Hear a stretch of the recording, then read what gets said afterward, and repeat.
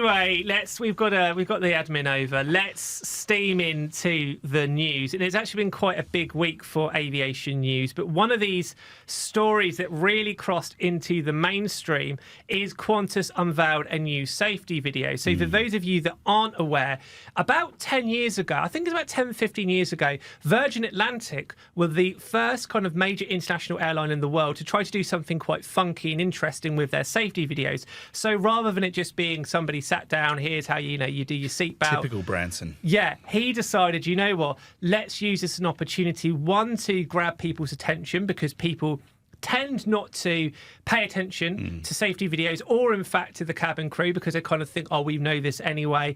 And also then something that can kind of go viral, get a bit of attention.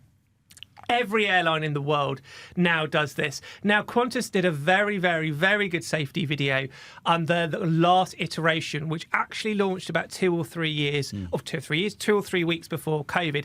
And it was celebrating Qantas' 100-year history. So they kind of went through the decades. They went through the aircraft. They were actually able to recreate, incredibly, the upstairs of their 747, back when it was like a cocktail bar. With the true glory days, the glory days. Absolutely. And they had people in mullets and in all the old uniforms. It was very, very well received.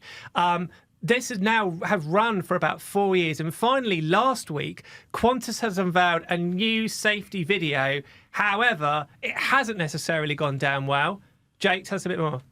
Yeah, so this safety video, it's I think the theme was like, find your magic place or something like that, which is basically it's people, not just Qantas staff, but like Qantas frequent flyers and customers of the airline in various places around the world. So Litchfield National Park in Northern Australia, and Lapland and India and Paris, and all these places around the world, where basically people are in these destinations and they're doing the flight safety demonstration. So, for example, you've got a guy in the bit where it tells you how to do your seatbelt. You've got a guy parked in a car in Hollywood, overlooking Los Angeles, and he's like doing up the seatbelt in the car, but the seatbelt's the plane seatbelt. And they show you the brace position by they're in India, and there's a bunch of like Indian dancers who do the brace position as part of their dance routine. It's quite clever, but the Flight Attendants Association, the National Secretary Terry O'Toole, has basically said it's kind of too clever by half. She points out not a single part of the video is filmed on a plane. Good point. Very good point.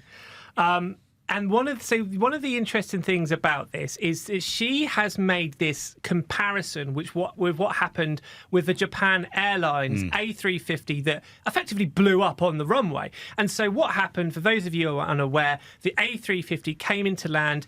We then believe it collided with a Dash 8 run by the Coast Guard, and this effectively caused the aircraft really to explode, to go up entirely in flames. But every single person on that aircraft managed to get off pretty quickly.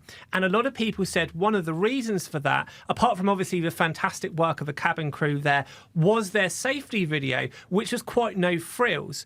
So those of you who haven't seen it, it was animated, but also it was very much like, this is what you should do, this is what you shouldn't do, and here are the consequences if you don't do it. So, for example, one thing they showed was why you should put your hand luggage kind of under the seat in front, and then they showed what would happen, say, if there was turbulence or if there was an accident, and then what would happen is if you haven't placed it correctly, if you just sort of sprawled it around, it will then fly out into the middle of the aisle, and that obviously could cause problems if you had to escape. So the whole thing was like, this is what you should do, here's what happens if you don't do it. And so a lot of people have said this video was one of the reasons they were able to get everybody off the aircraft so quickly.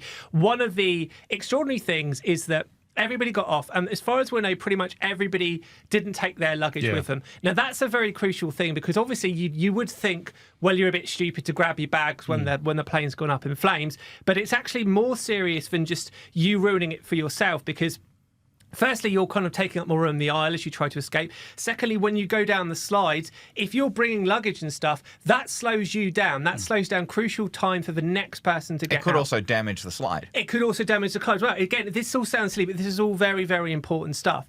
So what Terry O'Toole is saying and what the Flight Attendants Association of Australia are saying is that, like Jake was saying there, you're being too clever by half. None of it's actually filmed on a plane. She quipped at one point, and we did the classic journalist thing of screenshotting the image. I think the oxygen mask is on the beach.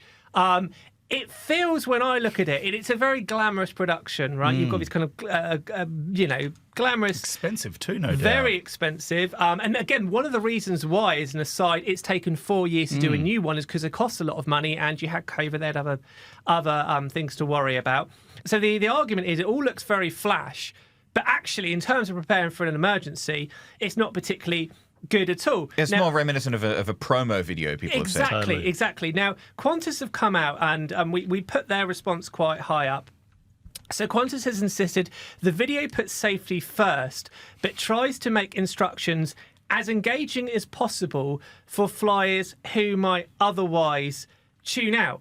So that's the two sides of the story here. I want to bring you in on this, Ben. What's your view of this? Do you think that they should be? Do you think that these flashy videos are going too far? Well, just looking quickly on one of the just stories from an agency point of view. This was done by Brandon Story. The director was Josh Whiteman. Production was done by Positive Ape and. DOP was Peter Eastgate, for those in the agency world that appreciate that. But it was also done across 14 destinations over 40 days in temperatures ranging from minus 36 degrees in Lapland to 36 degrees in Jaipur, India. So sounds quite a fun project to work on, to be honest. But definitely from a safety point of view, The thing that I really liked about the existing one, because I have seen that and really enjoyed it, is just talking about what to do in a state of emergency with the being able to come off on the on the slides and whatnot. Definitely, my favourite part was the guy, I think in the 60s, that wasn't allowed to smoke with his mullet. And he's like, oh, better not do that. He'd put it away. Like, thanks. And e-cigarettes weren't invented then, but definitely not doing that on planes. Yeah, there was. I think someone on Twitter said, at least we'll never have to hear the line, no e-cigarettes either, whatever those are. I like that. That was funny. But I think coming back to the importance of a safety measure and a video is to definitely install confidence in the passengers that if there is going to be an emergency, you're going to be okay. One of my favourite airlines, am I allowed to say who mine is? Yeah, we can have favourites. My favourite is Singapore Airlines, not just because I used to live there for 4 years, so I absolutely loved it, but I just felt very safe with the planes that they would be taking off, but also the safety video was very elegant. It would have the Singapore Airlines lady coming through Boat Quay and I think it would go through Jewel Airport in Changi there, the Jewel part of Changi Airport, and just take on different parts, but it was very, very local. And it did have a touch of massive sentimentality, so it made me feel a lot more comfortable when coming in. I haven't seen this one yet, but I'll be watching it very quickly. I've been on holidays since it came out. Right, now, Jake, I want to bring you in here for the next bit of this. Another criticism of it that Terry O'Toole said was that it was quite sexist and outdated because it showed a female pilot in a swimsuit. Now, again, if you were Qantas, I don't think have given an exact response on this particular point. They would argue they've done more for like female participation than almost any other company in the country. They've really led the way in promoting their female pilots and their female crew. Do you think that is a fair criticism or not? Does she have a point that this is like obviously a little bit in bad taste, or is actually is Terry O'Toole reading too much into this? Look, I've seen the video. I think from memory that particular scene has her like on the beach with her kids, or at least with kids that I presume are related to her. But it's not like a Lara Bingle where they're bloody hell are you like a string bikini or anything. Yeah. It's quite it's a pretty modest swimsuit. That said, I mean it's possibly not a good look to be, having your pilots out there in swimsuits anyway. Particularly not when they're flying the plane. No, no, exactly. This is your Captain Budgie smuggler.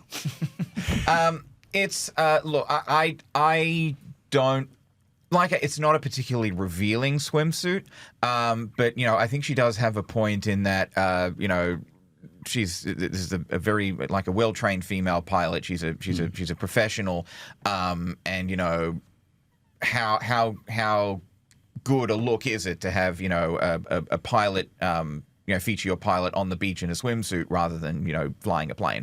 Now, just to give some the kind of context on this, the FAA have had a kind of poor relationship with Qantas for quite a while. So in 2022, when they were kind of having a bit of a row as they were negotiating a new deal on working terms, Qantas accused the FAA of running a scare campaign and claimed it had continually misrepresented the facts when it was negotiating that enterprise agreement with long-haul crew. So Andrew David, who was then the CEO of Qantas International, said the union's default position is the company can't be trusted and should always give more. That's simply wrong. So again, I think that the question is here, how much of this is bad blood? How much of this do they have a little bit of a point? I do think that there is a good argument that these videos are meant to be there primarily for safety, and they have kind of evolved and evolved and evolved. The idea that not a single bit of it is filmed in an aircraft is a very good point. Yeah. I think that is a very fair point. Look, I'm all for making the safety videos fun. It's just if you start to get too clever with them, they can start probably to detract from the message of safety, because when I saw the video, I was thinking this does seem like the kind of video Qantas would make. Yeah. And this is not to disparage Qantas. I'm just like of the you would expect Qantas to make a video like in different. I don't know if they've done it before, like a video in all these different world destinations. Probably they've done it in their ads, but I was like, this seems like a very Qantas video. Yeah, I call Australia home. The propaganda. The Qantas propaganda that they play every time you get on those flights. Well, it's just good brand recognition, It is. It's fantastic. But I believe that was filmed around cities that never go down, New York to Rio, and they probably went to each of those. Don't sing it. He performed at the Olympics, you see, so he's a musician initially. Don't sing it. An aviation media person trapped in never mind. But anyway, yes, it's an interesting debate. I think some of that criticism is a little bit fair, but they do have a little bit of a point.